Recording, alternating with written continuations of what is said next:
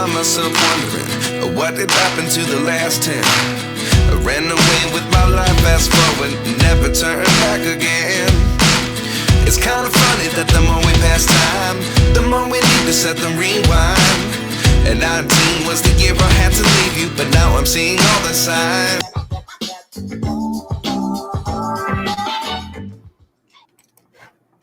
Fala aí, pessoal, muito boa noite, como é que vocês estão? Tudo certinho? Agora esfriou, vai entender, esquenta, esfria. Maravilha, gente, muito bem-vindos aí ao canal da Escola. Para quem não conhece a gente é uma escola de games localizada em São Paulo, porém as aulas são todas online, beleza? Ó a poeirinha voando aqui. Gente, sou o Daniel Rivers, para quem não me conhece, muito prazer, já deixa o like, já se inscreve. Obrigado por todo mundo que já está ao vivo aí, gente. Bora se comunicar aí, gente. Vocês podem se sentir à vontade para deixar uma perguntinha aqui no chat.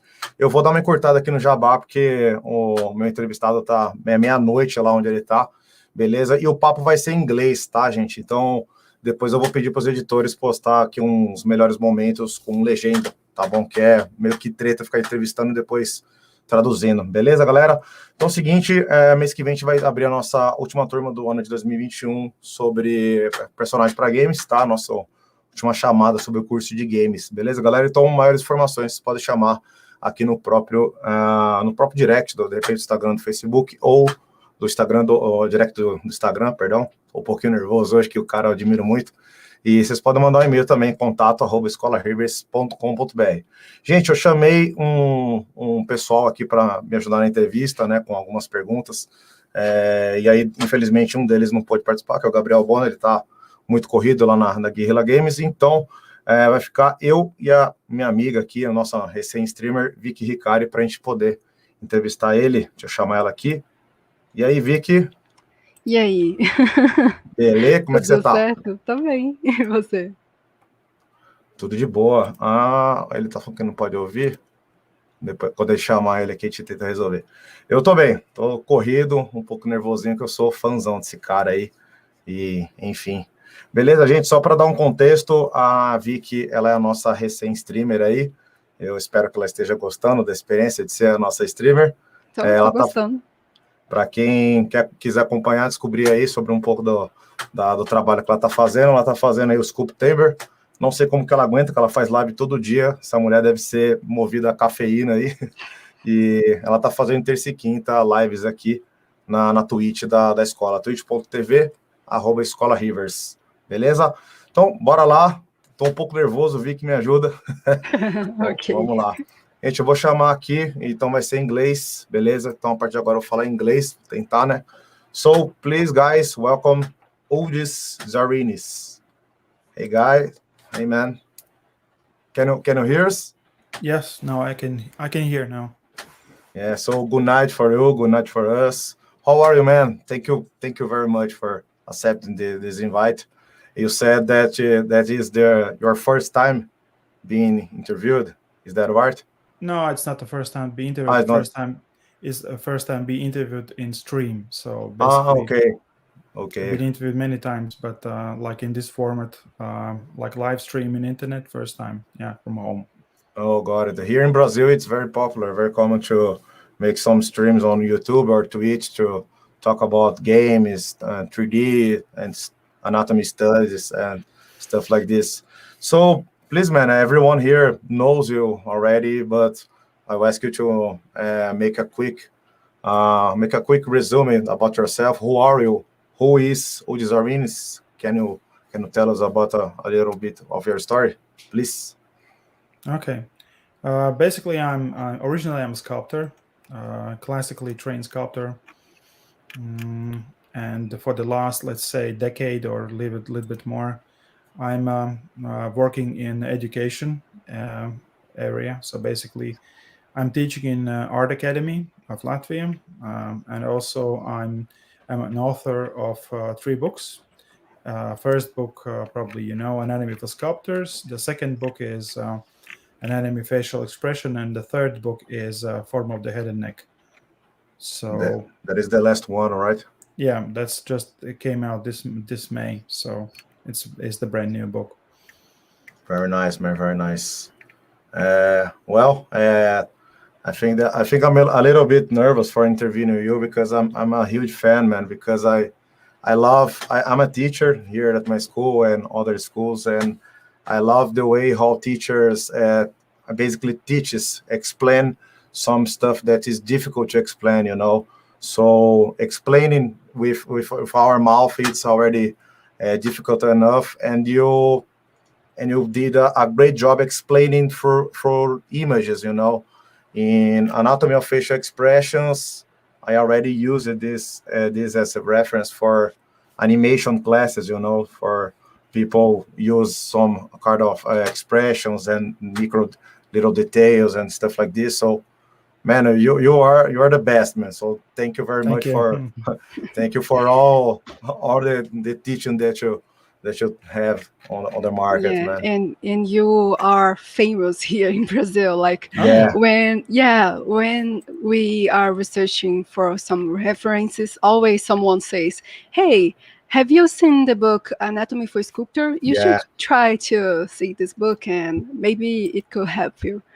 Yeah. And also when we say something like, "Oh, I want to study sculpture," and then again, "Hey, have you seen the book Anatomy for I Sculptures?" think it's the first book, right, Vicky? Yeah, Please recommend me a book. The first that we say Anatomy for the Sculptors, and then we say yeah. the others. It's very. I love the way you make easy to understand. Like studying forearms. That's a good example here. That you make easier to understand supinated arms and pronated arms. So you give us an image of a soup and then the basketball. So that's very very easy to understand. And I want to make a question about your beginning. Where this idea came from for writing a book and make very detailed images. And I know that's a lot of job to do. So where this idea came from, man? Yeah, it's very simple. Basically, as I told you before, I'm a professional sculptor. So basically, I was making book basically for myself. So I was working I was doing a lot of this professional sculpting all around the world, and I discovered one thing. Basically, I discovered even before academy, when I was studying sculpture in applied art school, when I was something like 18 years old or something. I discovered one thing. So there is no good reference book for sculptors. That was that time. Now it's all different. After my book, there's plenty of books came out. So basically, I kind of started this new movement of making visual books for artists. But back in the days when I started making my books, I found out that there is a lot of text. So basically, the funny thing, like if you are a visual artist, there must be a reason why you study arts. And one of the reasons why people study arts because they succeeded in arts, and the reason why they succeeded in arts because they think visually, and maybe they failed in math, they failed in other disciplines, but they found out, wow, I can make something in arts, and then slowly they start to drift towards the visual arts, and they made the first success, and people say, yeah, you're making good stuff, so they study even more and more and more. And usually when you go to the art school, the most of the people there, they are very visually thinking people. And why the heck then, if you are a visual person, why then book for you has so much text? And I was wondering, like, why nobody discovered it? Because among the artists, so what we do, we collect some images from the Google, and then we make folder, and then once we make some sculpture, we just dig into our favorite pictures, find some images, put them in the reference, and then use them as a picture. So we don't read. When we need some good idea for sculpting, we don't read. We look at the pictures, or we look at the nature, or we look at the human. So I was thinking, like, I need to create some materials for myself. So I was basically, what I was doing, I was making sketches for myself to make better sculptures. And then I had this collection of sketches, and then friends of mine, also artists, they started asking for those images. So they said, like, you have very good images, so why don't you share with us? So I was just sharing them in Facebook and among my friends, just printing and giving away. And after a while, they said, like, hey, maybe you publish a book. And then I said, like, yeah, it's a good idea. Why not? And then I started this Kickstarter campaign, which was very successful. And then I started to do less. I help it on the neck. Yeah. So I was traveling less, doing maybe less this, this, how you call it, commission works. And then I had more time for making book. And then I was basically, what I was doing, I was making some book which I would love to use for myself. This very simple things like left arm and right arm. So of course, everybody can just take a Photoshop and flip it around, and it's so simple. But again, the pictures what I'm showing you, those are not unique pictures. The thing is the collection of pictures and the service which I'm providing by collecting them together and putting them in one edition. So basically, I was just trying to understand what is this survival kit for artists. So what do you need to know to survive as an artist? And here you go. And I made the book, and people loved it. And I'm very happy. And then inspired me to make a second book.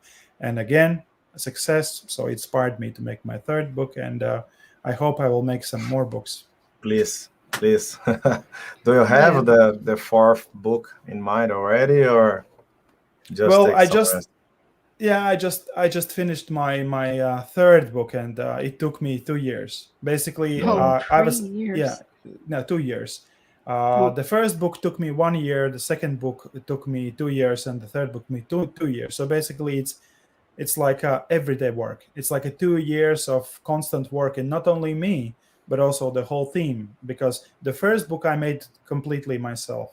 The second and the third book, basically, it was a teamwork, and it's quite hard to make a book in a team, and you can't make bigger team and make a book faster. It's like a pregnant woman. You just, it's like 9 months and that's it. You cannot make it faster, even if you really want, or you have a lot of people to help you, but still, it's just 9 months. And the same with the book. So it took me 2 years to make. I was hoping to make it in 1 year, let's say, but it turned it into constant 2 years work. So a lot of work. Yeah. So how many years ago did you create the first book? I think it was 2013 or 2014. Basically, I think I started 2013, and then I finished it in 2014. Long time ago. Well, yeah, I'm too old, so I would say it's not long time ago. If you look at my life is running very fast, so it's not too long time ago. It's just only how much, like 8 years or something. Yeah. And as Vicky mentioned some time ago here, you are very famous here. So we have a big name here in Brazil that's we consider the best teacher of anatomy. That is Rafa Souza. He is our hero for the anatomy. He explained with very details and very carefully. And I think I don't know how to describe it, or the sensation, the emotional of a guy like this use you as a reference, So imagine a big name, a big hero using you as a name, So think like this. All the sculptors depends on having a basic Wacom, some graphic tablet, a graphic screen, ZBrush, basically, and your book, So you have the three main materials for studying anatomy. So that's a very big achievement, So congrats one more time, man. Thank you. That's very, very, very nice. And even when these artists that Daniel said,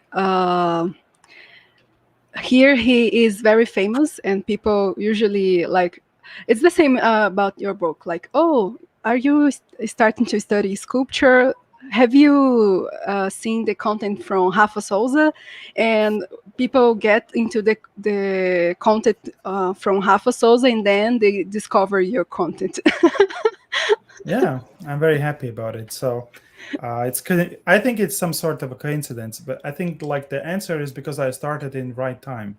I think that was the answer, because when I started the like this there was no good example. So basically, there was a lot of very good books, like Gottfried Bames, the Natzgemensch, like a good example, or from the great books, I would say the Goldfinger book was already out.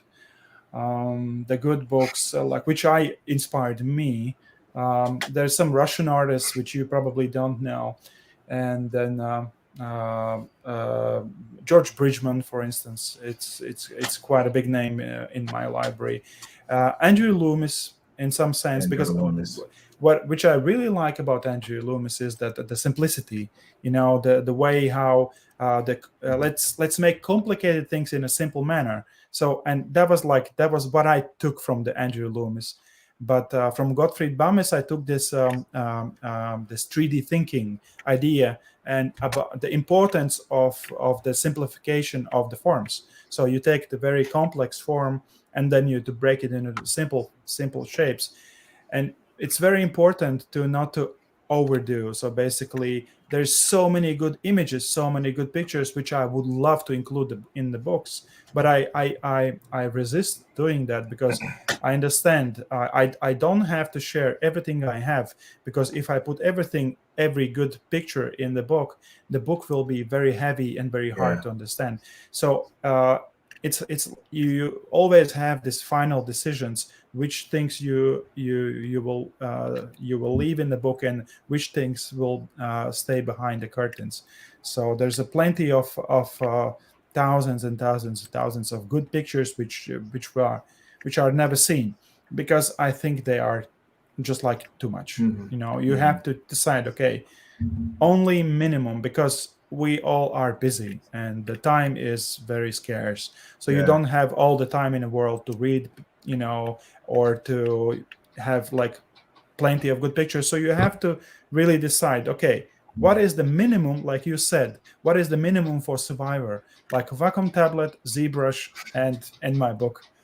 So and in my book, I really trying to not to overflow with too much information. Same thing with my latest book. Even though if you look at my latest book, The Form of the Head and Neck, it is very complex book. That's why I write down it is for professional artists, because it's already too heavy for the beginners. So if you take my first book, it's still kind of like a lightweight, but the last book is quite heavy, and it takes a lot of time to understand those concepts. Even though there is not much, I was trying to simplify as much as I could. Still, it is very heavy book, in my opinion. Yeah. And as you mentioned, Andrew Loomis, I think that's a point that you two guys use, that is to make easier to the students understand. So not just make a good content, a good reference for the artists, but make easier to understand.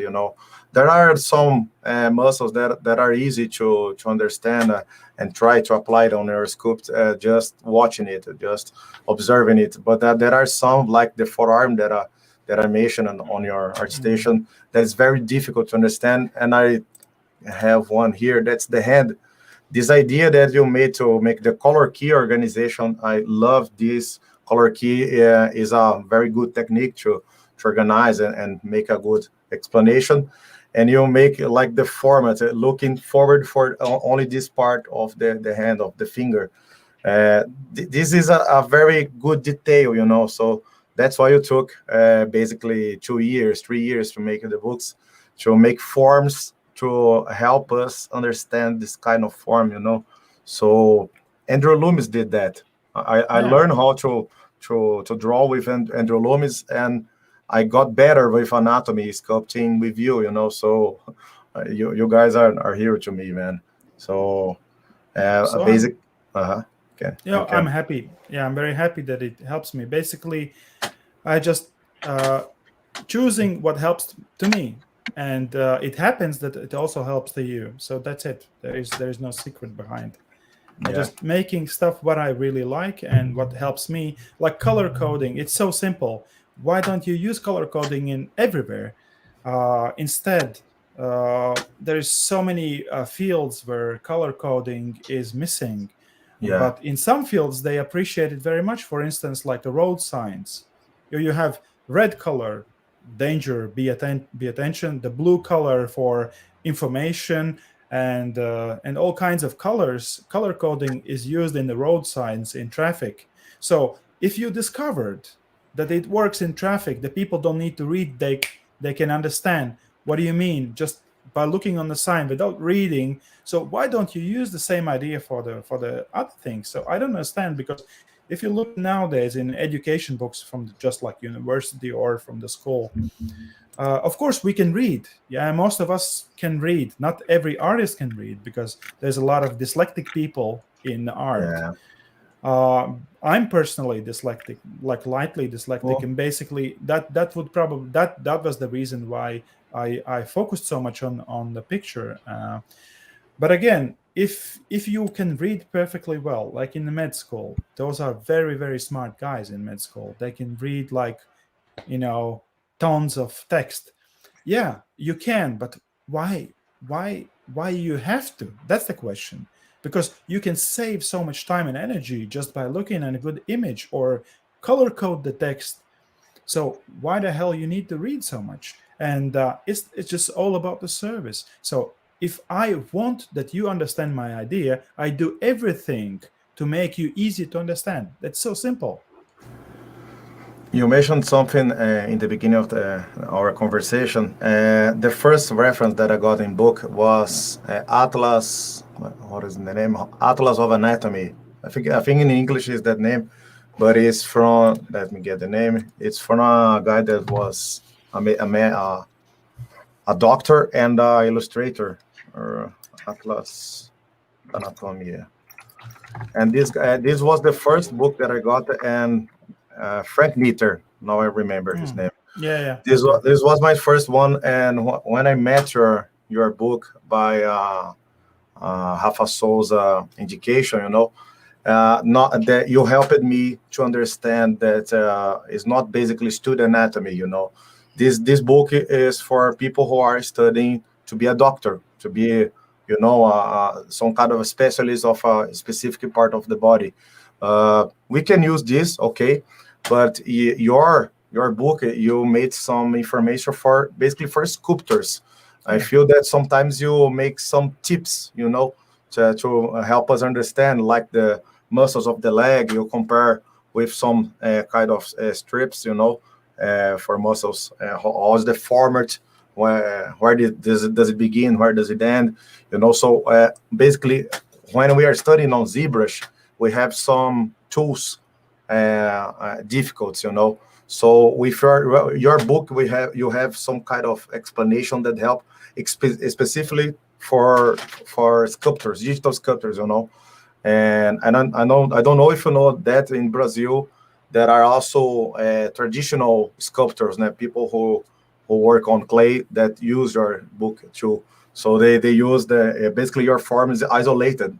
Other technique that you use not only color keys, but you also isolate, So let's talk about the shoulder, and then all the aim is about the shoulder.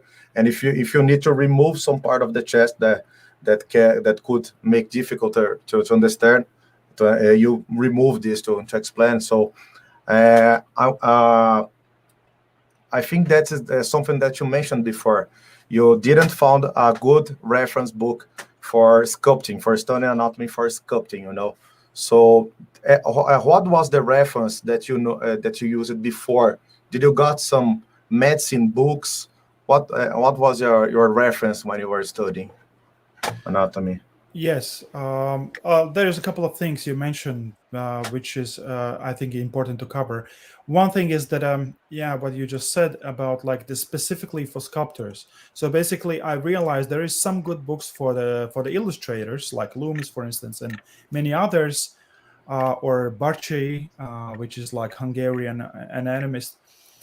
But for the sculptors, there's a slightly different need. So you basically, if it's good for the like illustrator, it's not necessarily good for the sculptor, because for sculpting, the form is the main factor. So basically, and for the form, if you understand the form, same for the Michelangelo. If you understand the form, you can not only make beautiful sculpture, but also you can paint beautifully. Because I think that this knowledge of the form, it would help also for the illustrators. And the second thing about this isolation, about this like specific part, yeah, it's just about like dosing of information. That's the way I'm working. Basically, when I'm working on the shoulder, I'm working on a shoulder. I don't need any other information at the moment when I'm working on the shoulder. So I isolate this information and then I use it. So basically, I was kind of like a back engineering, like the way how I built the sculpture. I'm kind of back engineering and then creating the tutorial forwards. You know what I mean? So it's so when you start to create your sculpture, you don't start with the muscles, because first thing you need to make some armature. Then the second thing, you put something on it, some shape, something, and then you from this shape start to create some basic shapes. And when you're done with that, then you start with detailing, and the very last thing is muscles. So basically, plastic anatomy or anatomy for artists, it's not teaching like about the muscles, like in med school about the muscles. It's the whole complex of the things.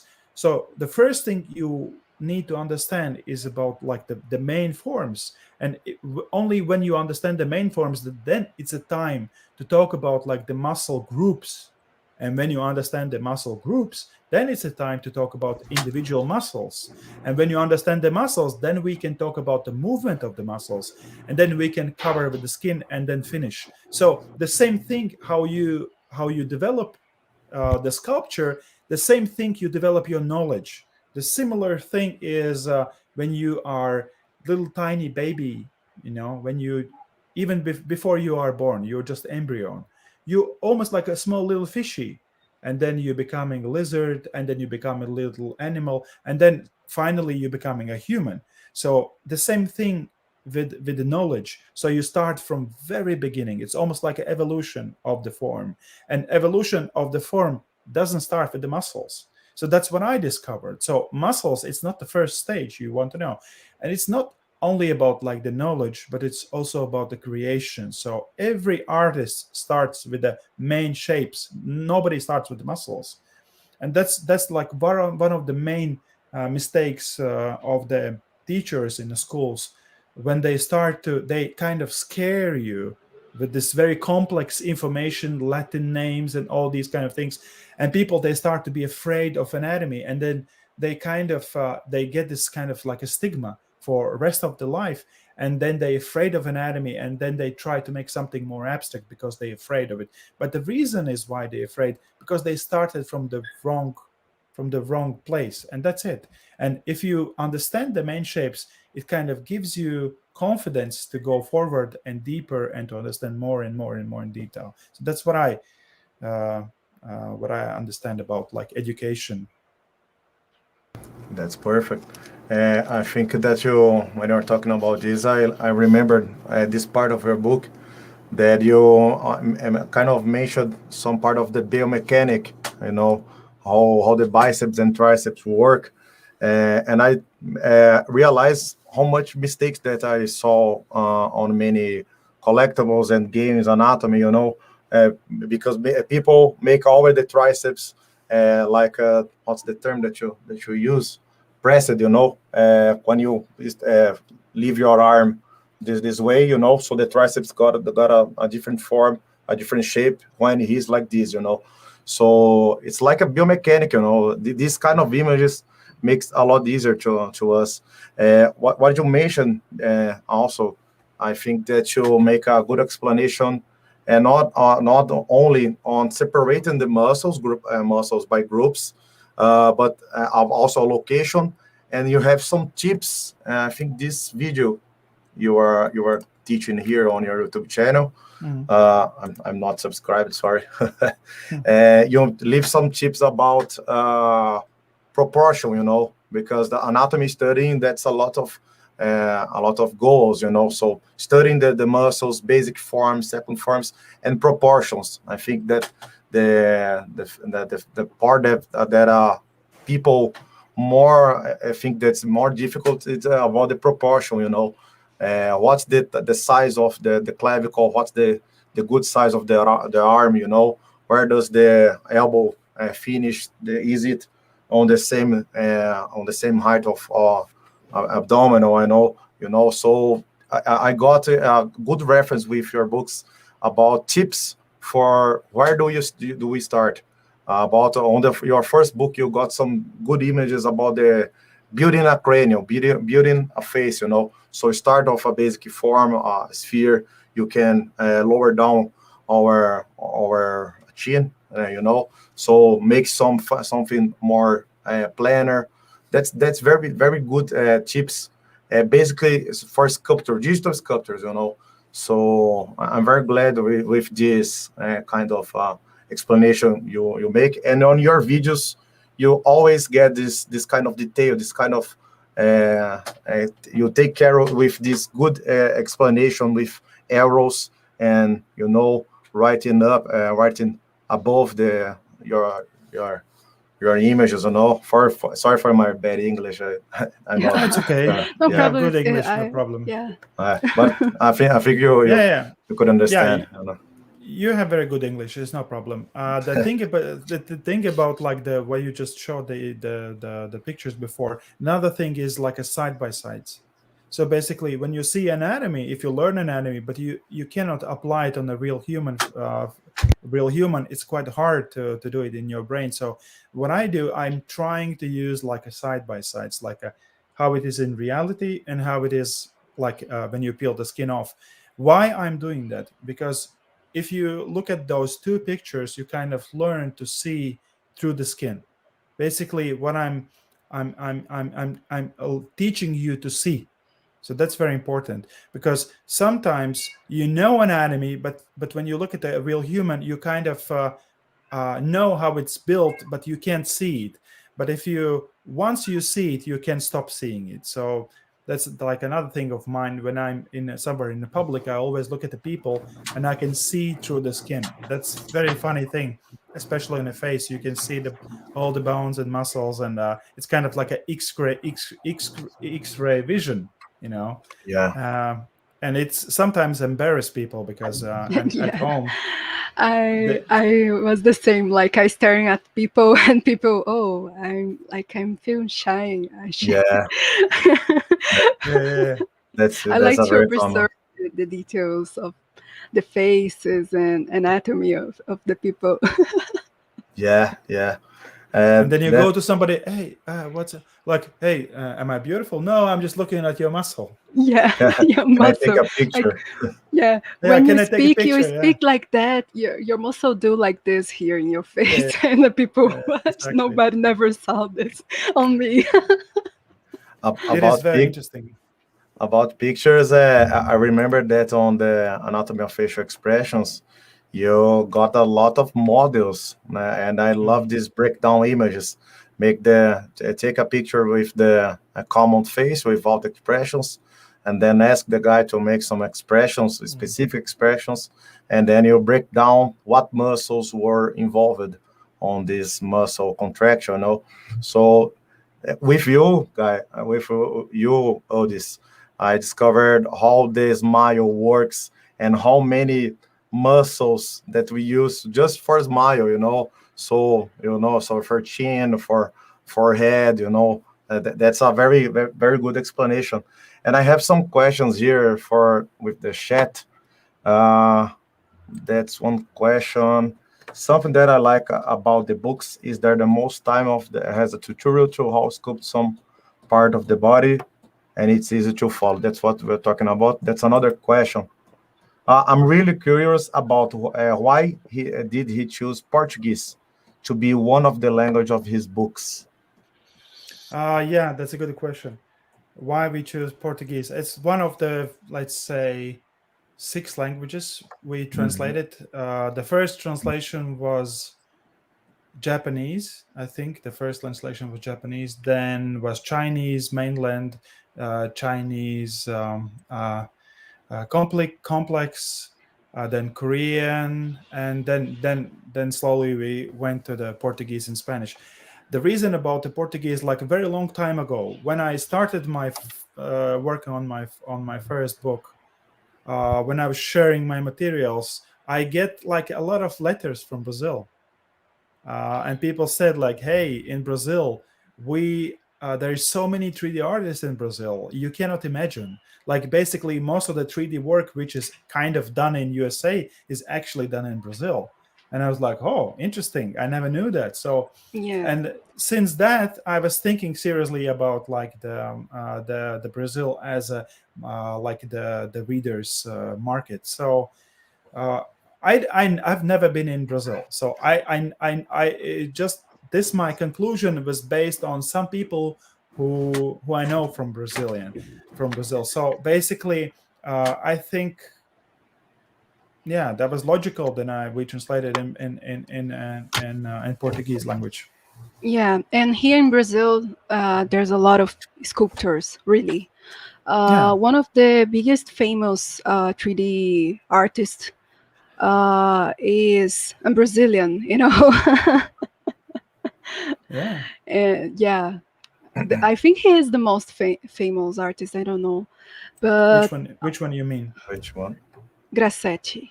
Yeah, I Do you know? Grassetti, Yeah. He is really famous, and he is a Brazilian. And I know. yeah, and there's a lot of other not so famous, but also work in big studios, you know, that are Brazilians. Yeah. So I think Brazilians are everywhere. Yeah. And people from here, they are very passionate. So when they like something, they really recommend. That's why your book is really famous here. Like people recommend it by mouth, you know. Yeah. I like that people recommend your book because he is basically one subject at a time, you know. The first one is more general, you know, but the next 2 ones, it's more a specific part. Yeah. That's very nice, man. So please keep going on that way. Yeah, keep going. Make one and come to Brazil someday, because here in Brazil we enjoy a lot, like creating events, you know. Maybe you can come. If you guys invite me and there is no pandemic, so it's because of the pandemic thing. We are going to do that. Before this COVID, I was traveling to USA quite a lot, at least like once a year or twice a year. I was going to USA because of the other business, because of this medical illustration business, and haven't been like since that on that side of the ocean. So when the whole world opens, so yeah, just invite me and maybe I can drop by. Nice. I have a question. Do you work in the industry nowadays, like some game or movie, or are you only working with books nowadays? Yeah. No, I'm not working for any of these kind of industries. So only industry which I'm working for is for the sculptors industry, if you can call it industry, basically. Yeah. And also medical education. So because we have this medical platform, and also plastic surgery is quite the one of the biggest the markets we sell the books. Actually, the last one, which is just made for artists, the form of the head and neck, is starting to become popular among the plastic surgeons, and I'm quite surprised about it. And it was I didn't meant to make it for them, and they kind of like sharing and saying like, "Hey, look at this, look at that." So there's like some very like high-level influencers in the plastic surgery field from USA, which recommending my books and say like That's this interesting. that is interesting because I'm not a doctor myself. I'm an artist, Yeah. but they Yeah. using my books to learn about like the form and the anatomy. That's a funny thing. Yeah, that's really interesting. You're- Me as an artist, I really enjoy plastic surgery. Watching Yeah. videos about plastic surgery, Yeah, I find it so do I. interesting. Yeah, I Yeah, read a lot. I read a lot of like the papers about like the plastic surgery. There is such thing as like American Association of the Plastic Surgeons or something like that, and they once a year they release some sort of like a PDF about like what they discovered in the field about like the procedures and stuff, and it's very interesting. Very interesting. So your main job is basically teaching and education. Not teaching is my hobby. I Teaching. think I like, let's say maybe 10% of my time is about like real teaching in an academy. The rest of the time I'm busy with the creating. Like until now, when I finished my third book, I was like 80% of my time I was like working for the creation of the content for the book. And since I'm done with the book, I'm kind of more focusing on the medical education business. So it's not so much about like teaching. I'm not teaching for the medical school, but but I have a team which working on the content and I'm leading them. Yeah, Very nice. Yeah, I think gets a lot of time for these little concerns of you, not just make the model, but prepare a good text to each part to explain good images, making color keys. I think you render some images, take it to the Photoshop, make color key, put it on arrow, so I think that's basically that takes a lot of time. Basically, for all the teachers, I'm a teacher, we always make some math like this. If we are going to teach some class of maybe 2 hours of class, we have 2, 3, 4 hours before to prepare the content, and you kind of help us a lot because it makes us easier to teach anatomy with our books, yeah.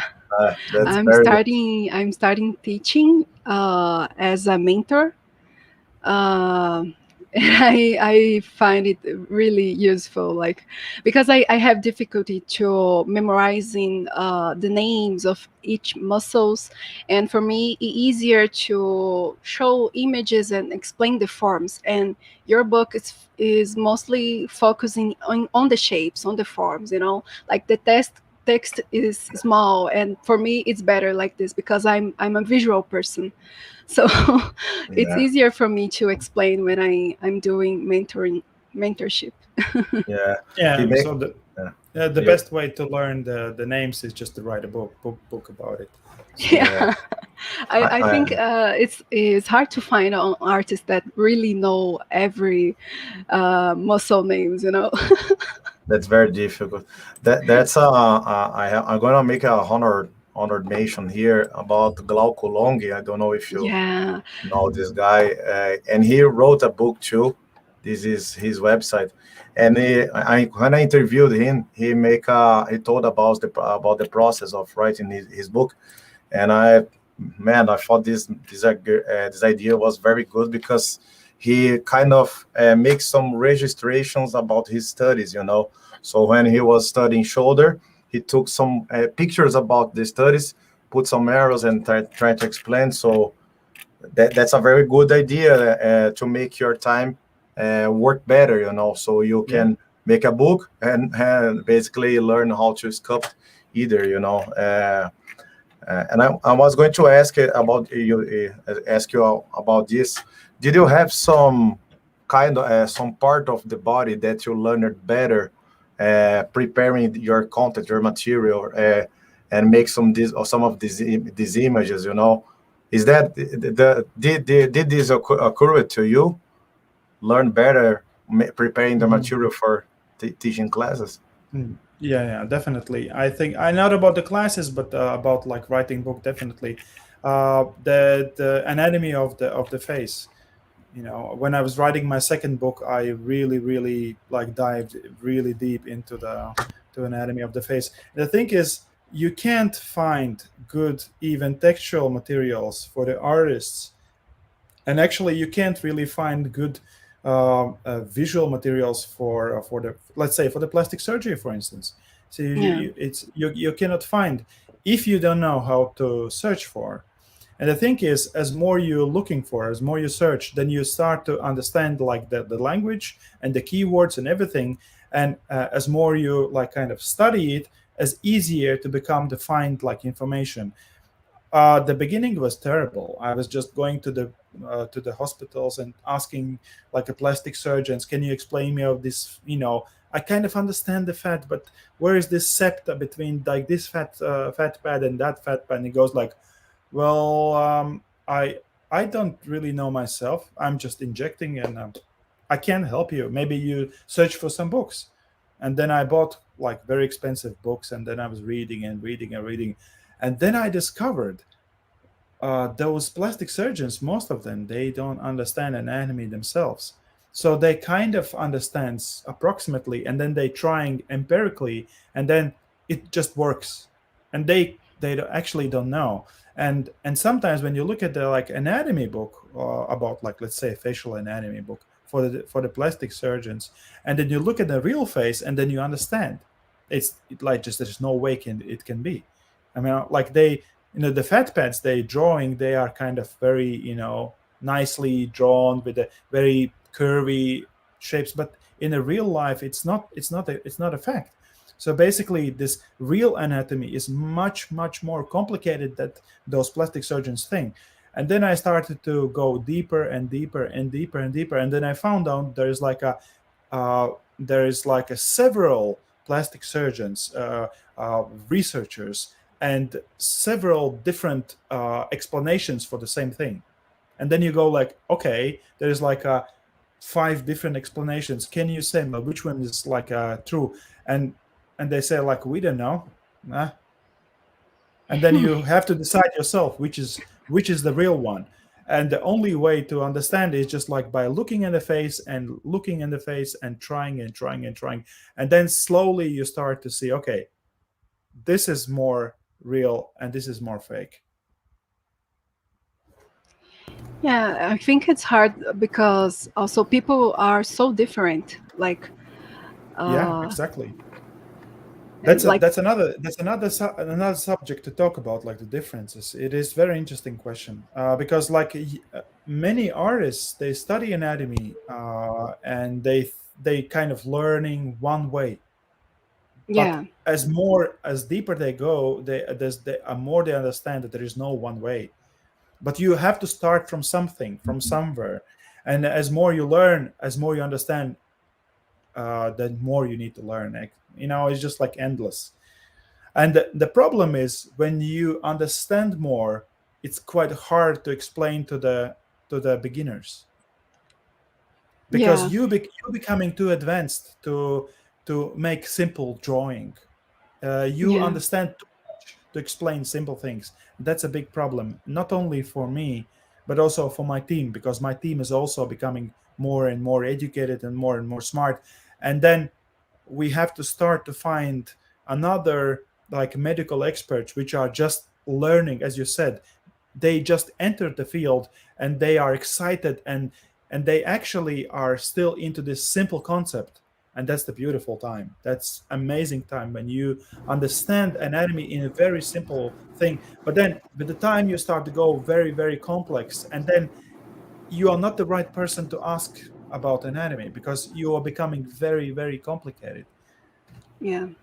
I have an idea. I already thought about this. I don't know if you thought about this, but creating a book about different nationalities, like black people has some facial structures that is different from some white peoples, Europeans, Japanese. Everyone has different features and different anatomical structures. There's a time that I was really into it. Like I was really searching about different nationalities, and I would love to see a book like focusing in on this, like showing the differences. Yeah, that's it's a super heavy subject. It's Yeah, super heavy probably. because before you start writing that book, you have to do like a huge research. There is written a lot about this subject, but still you will need to research yourself even more. And the problem is with this like this ethnic differences. The problem is like a physical anthropology stigmatization after Second World War, because after the Second World War there was a plenty of like very good books, German books about like the physical anthropology, but after Adolf Hitler those books were kind of became unpopular, and for reason, because people they didn't know how to use this knowledge in the right way. And the problem was not only for the bad researchers but also for the good ones. So everybody got the problems after that. And then if you are a young researcher, and you have to decide what to research, let's say ethnic differences, or let's say some medical things, you will go for the medical, you will not go for the ethnic, because there's so much controversy in that subject. So basically, if you want to create a book about like the ethnic differences, you have to do research yourself, and it's not like 1 or 2 years work. It's a lot Yeah, I of think work. to create a book like that, you have to travel around the world Yeah. Yes. to see the people there, like to really observe the people. Yes. Like in Brazil, we have like a whole kind of people here. Brazil is really mixed. Like I think if you came to Brazil, you're gonna notice that. Yeah, I have never been in Brazil. The closest place I've been is Colombia. I've been like there was one art project in Colombia years ago, and I've been there like for, let's say, 1.5 months in Colombia, and even there I discovered the same thing. So there's a plenty of all kinds of people living in the bushes and living in cities. The people from Europe, the people from everywhere in the world, and about the traveling. If you start to go into the subject, let's say African ethnic anthropology. In Africa, man, there is so many different kinds of African people. It's like a Central Africa, East Africa, South, like Equatorial, this one, that one. There's this tribe and that tribe, and they are so different. They are so Yeah. different. There's not like one African type. No, there is like a plenty of them, and there is some books about, like, some good books about like African typology and this morphology, but still.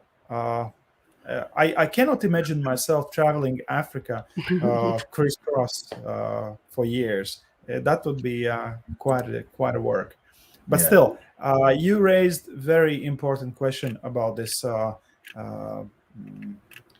about the types. I had this idea 2015 to create this book, and then my first attempt resulted in facial expression, because I was thinking that I can put everything in one book. And then I decided, okay, I start with the facial expression. That will be a small chapter of my book. And it end up in the whole book. And then, okay, I released it. And as you remember, the idea of book was different. Idea was just like about the head, But it just turned out only this little tiny chapter, facial expression. Okay, the second attempt, I was thinking, okay, now I can do it now. And okay, what I can do, I can talk about the form, and only very, very limited part. So basically, there is no way to finish this work. It's just too much Yeah, to cover. it's really too much.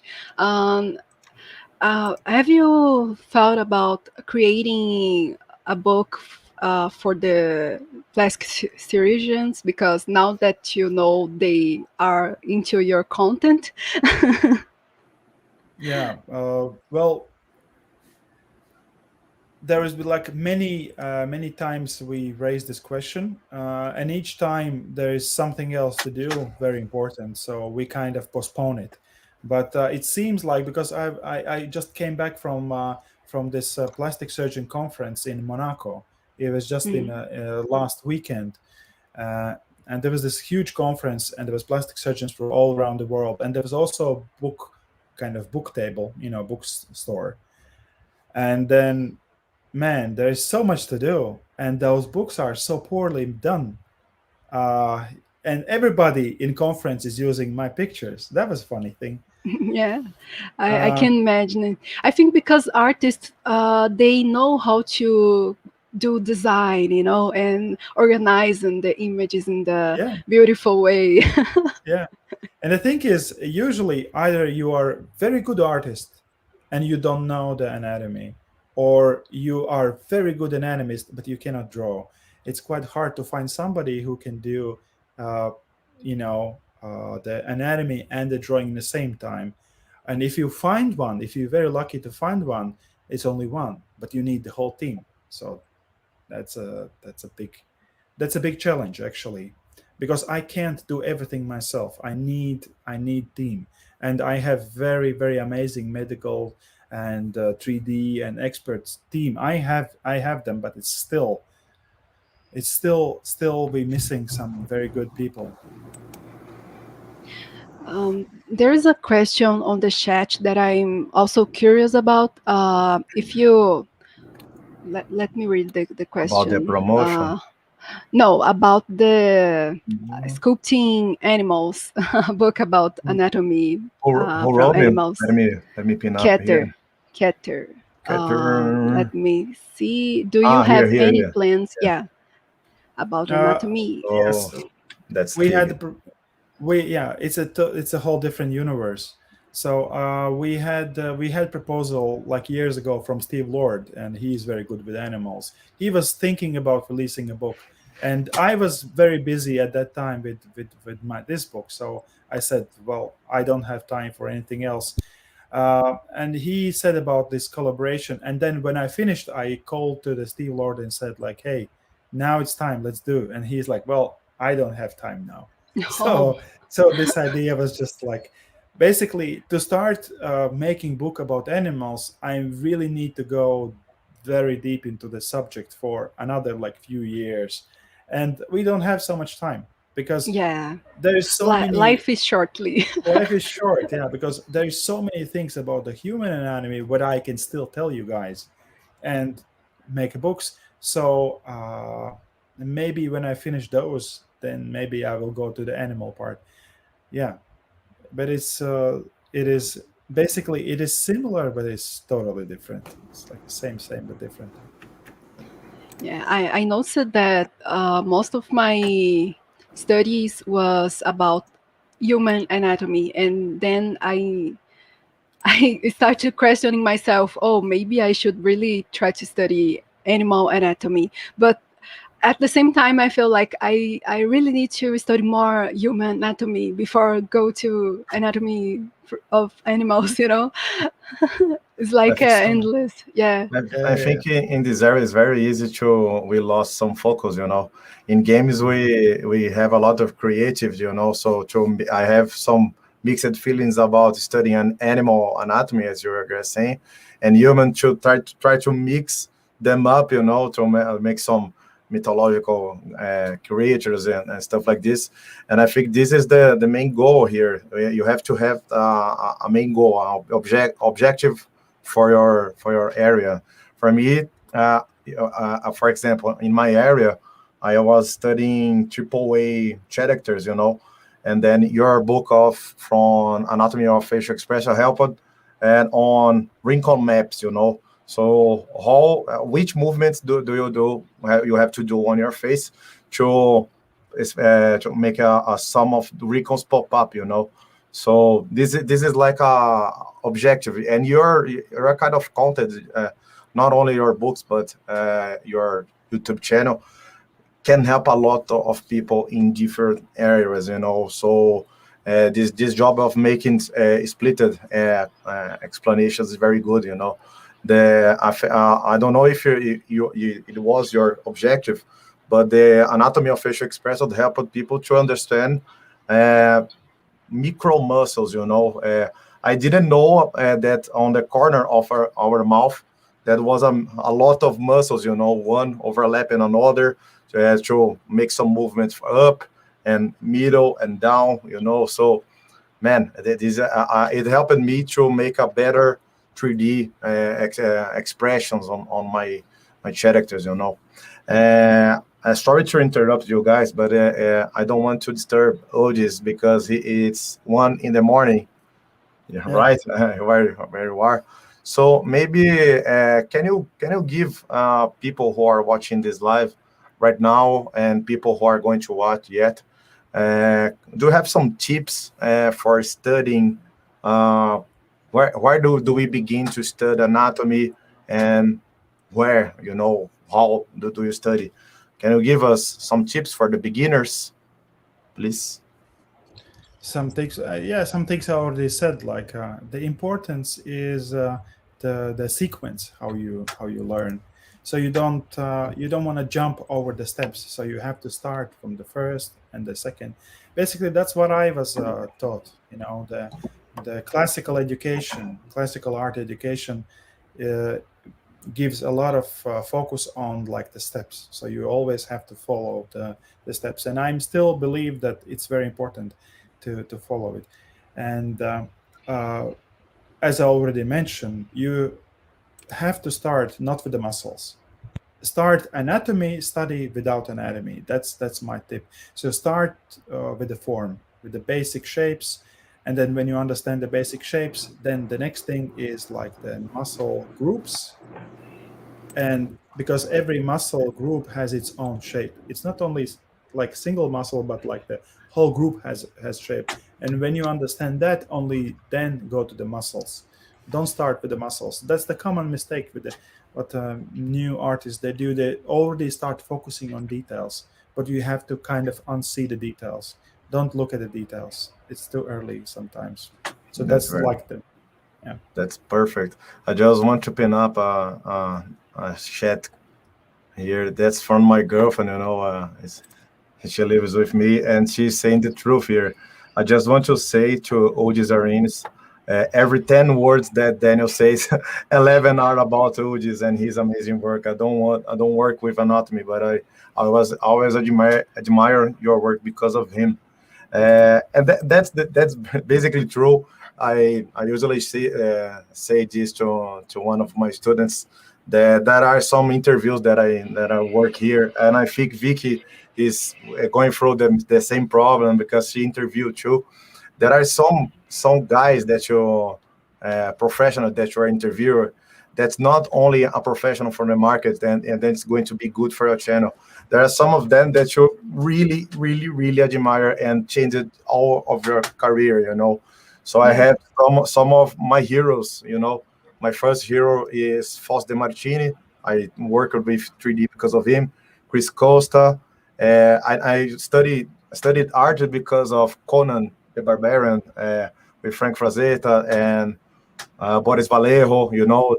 That's one of the guys that's still alive, and I want very much to interview him. And man, you are my last hero. You helped me a lot, so I'm very fan, man. I'm usually not nervous to make some interview. People know that I'm nervous today because I'm interviewing my hero. Yeah, he said it to me. He said that he was nervous. I admire. Okay. I admire, and not only anatomy knowledge. I admire didactic.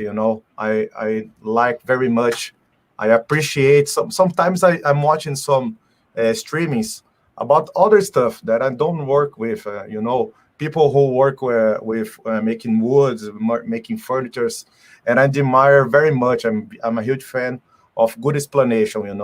So Rafa Souza that we mentioned here, He's a very good, very communicative guy, you know. So I admire very much. I like philosophical stuff like this. And man, I never heard your voice before, and I know you are a good teacher just looking at your books, man. So congratulations for all of your expertises, the anatomy, teaching, and making some of this job. I know to publish some catharsis. Is it catharsis that you mentioned, right? Catharsis project. This is a very, very stressful process, you know, to publish some of our stuff on catharsis to make a crowdfunding. Man, you are the man. Thank you very much, man. Thank you for inviting me. Yeah, thank you, and I'm very glad that you like my work and appreciate. Thank you very much. And come to Brazil someday, because Okay. people are here, really enjoy your work Just here. Whenever you call me, I will be there. Very nice, man. So thank you very much, man. Good night for everyone. Good night for you, Uldis. Good night, Vicky. And thank you very much. Have a nice weekend, guys. Cheers. You can keep Cheers. here.